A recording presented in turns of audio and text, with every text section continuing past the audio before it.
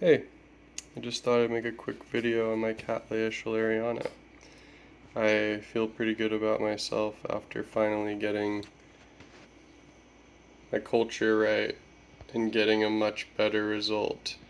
So, yeah, this is a great species. It's a little tricky, um, and there's not a lot of good information, and even worse, there's not a ton of good varieties in America. So, if we're in Brazil, of course, there's much more diversity there. People have worked on this plant a lot more, and there's a lot more vigorous clones. But in America, sometimes you're at the mercy of stuff that was brought here decades ago and line bred. But this is Cattleya schilleriana Pauwela. It's a Mara clone, and I've been having trouble getting it to bloom. You can see since I got it, it put on one sheath, two sheaths, three sheaths, and finally bloomed on the fourth. This last one, the last few it blasted. And the one thing that I figured out was that I was reading the H&R Orchids catalog and they mentioned watering it during active growth. And so I followed that. And I watered it about 3 times a week for the majority of the time that this new growth was coming and putting out a sheath. And that seems to have done the trick. Obviously, one of the potential buds aborted, but this is a first bloom. So we're fine. But yeah, I got this on eBay.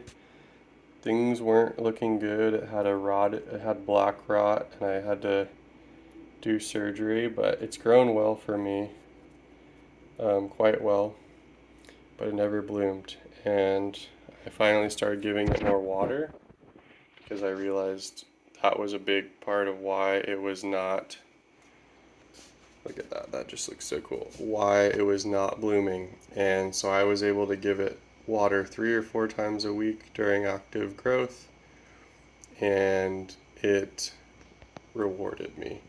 The other thing is that this has a dry season component to it, but it's not during the same time as other Cattleyas. It's sort of in the mid to late summer through fall, is that it's kind of chilled out. And occasionally it will have put out another growth during this time, but it doesn't seem to be a blooming growth. And so if it's putting on growth, I water it or roots, and if it's not, I don't water it more than once a week.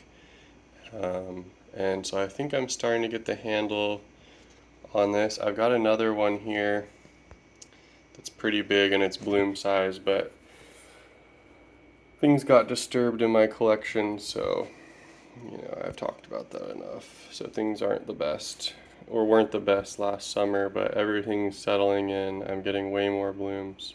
But yeah, look at just how amazing that labellum is. Just unreal. And this color form is really cool. It's like tan, the green background, which is kind of unique. Probably why this orchid was mirror cloned. But yeah, just thought I'd show my orchids and give a few tech tips from what I know, because there's not a lot of information or in English about growing this species, and it's definitely one of my favorites. Yeah, it smells a bit like zebra striped gum, so it's got a sort of a pungent, fruity smell. Not super strong. I don't know if it's just this species, but yeah. Yeah, my collection's doing good.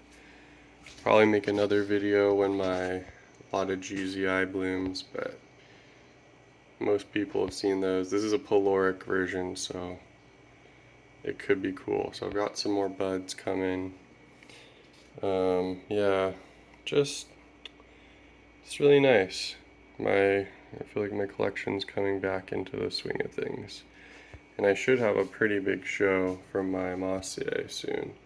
I've got 4 sheaths, so this thing should put on a, if I get 2 to 3 flowers, it's gonna be absolutely stunning. So, yeah, everything's going good. My seedlings are putting on more roots. Everything's looking healthy. My Dahliana's coming back to life. Yeah. So, yeah. Cattleya schilleriana. Get a good clone. If you can get orchids from Francisco Miranda, he gets some of the schillerianas from some of the top breeders in Brazil, and in my experience, those are just much more vigorous plants. So, but yeah, I've got a few more of these. Hopefully, I can show you them blooming. But I hope your weekend is going well, and your orchids are in good health and blooming for you.